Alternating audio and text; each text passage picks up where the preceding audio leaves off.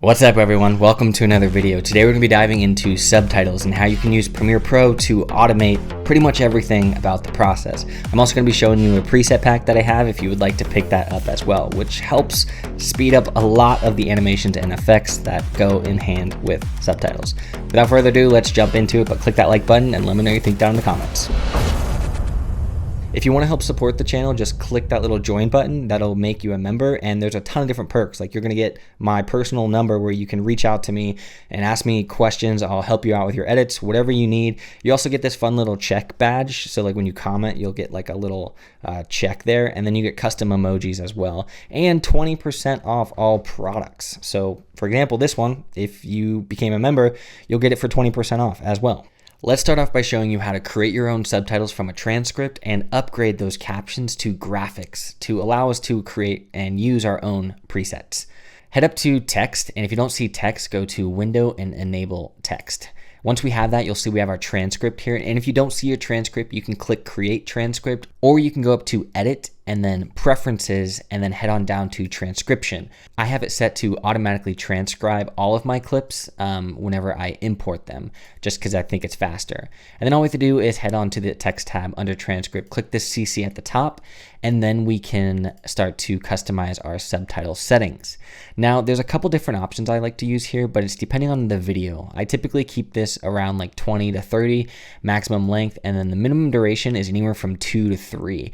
But I'm going to pop something up on the screen right now so you can see what the different subtitles will do and look like.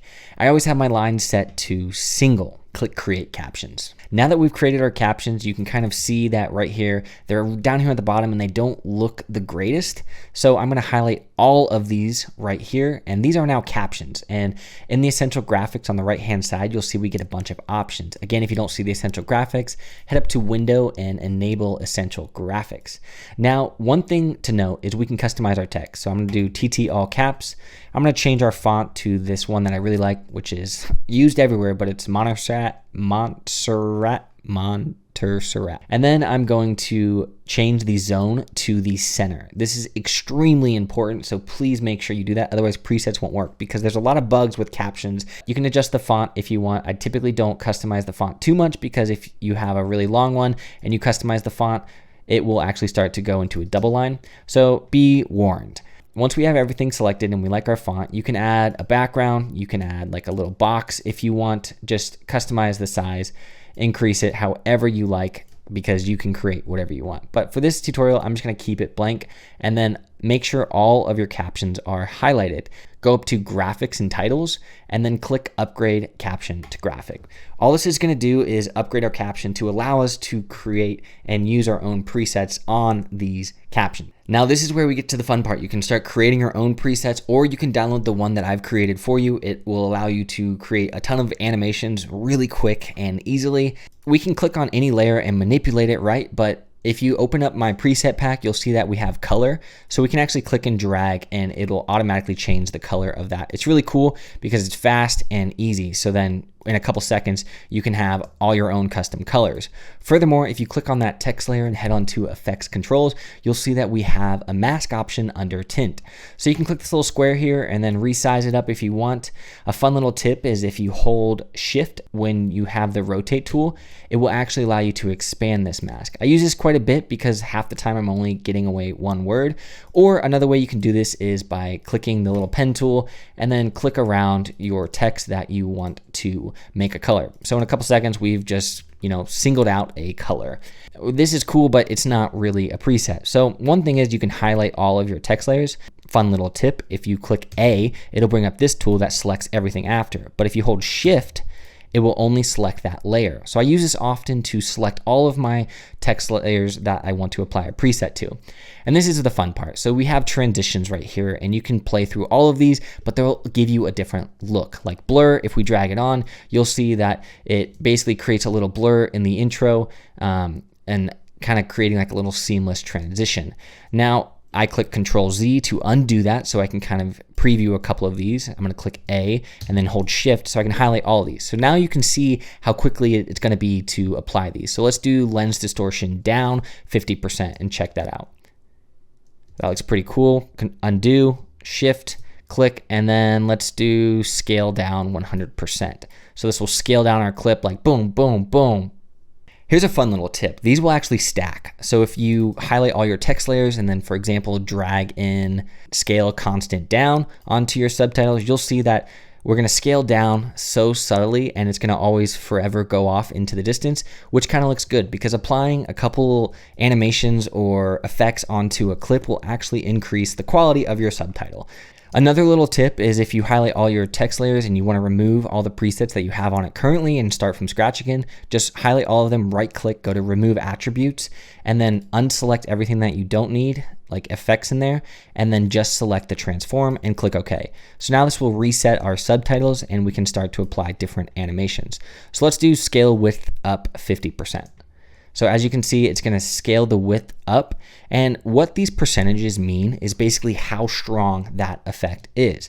So if I select these and do 100%, you'll see that at the same area, it's a little bit shrunken more. So it just means the effect is going to be a little bit stronger. And we also have drop shadow. So if you want to click that on, it'll basically pop out your text. You'll just have to play around with this if you pick up the pack. And for reference, if you need to know how to use this, just hover over this top little thing right here, and it's going to give you a quick little guide on how to use this preset pack.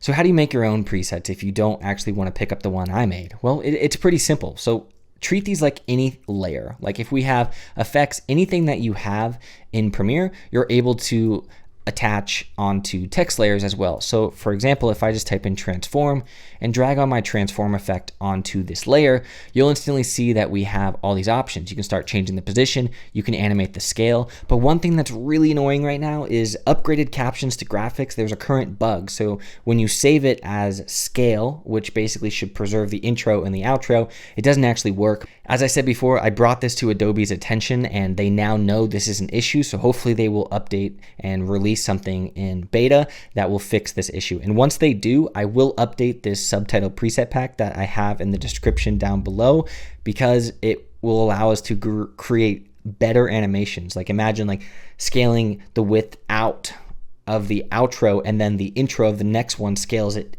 out as well. So then they just blend together more seamlessly. Let's set the scale to 80 and then add a keyframe. And then I'm gonna go 1, 2, 3 frames forward by clicking the right arrow key and then change this to 100. The only presets that work right now with captions to graphic is anchor to in, because it's not gonna scale, it's not gonna change, it's just gonna always be on the intro. And then what I'm gonna do is right click on my first keyframe and go to ease out, right click on my next one and go to ease in. Fun little tip, I've actually remapped the key bindings to 1 and 2, so I can click on this one and click 1, and then I click on this one and click 2. I'll show you how to do that if you want, just let me know down in the comments. And then you can modify the curve a little bit if you want, like let's slide this to the left a little bit so it starts a little bit faster, and then also uncheck use composition shutter angle and change it to 150. That will basically give us some sort of little motion blur, but I'm gonna push this all the way to the left because I want it to be blurred right away. So now if I play that little back, it's so subtle, but it basically scales up. Now all you have to do to save this as a preset is right click and then go to save preset, make sure anchor to endpoint is selected, and then type in scale up, whatever you want to save it as, and click OK. Now when you head over to your presets bin, you have your scale up preset. And this is kind of the process that I use to create a lot of different effects. I mean, you can get crazy with this, you do some 3D stuff if you want, but that's in essence how to do that. Now, if you guys want more tutorials on subtitles or anything like that, just let me know down in the comments below. That's pretty much a wrap. If you guys like this video, please click that like button and let me know what you think down in the comments below. Also consider subscribing because I'm going to be making some more stuff in the future. As always, stay creative and I'll see you guys next time.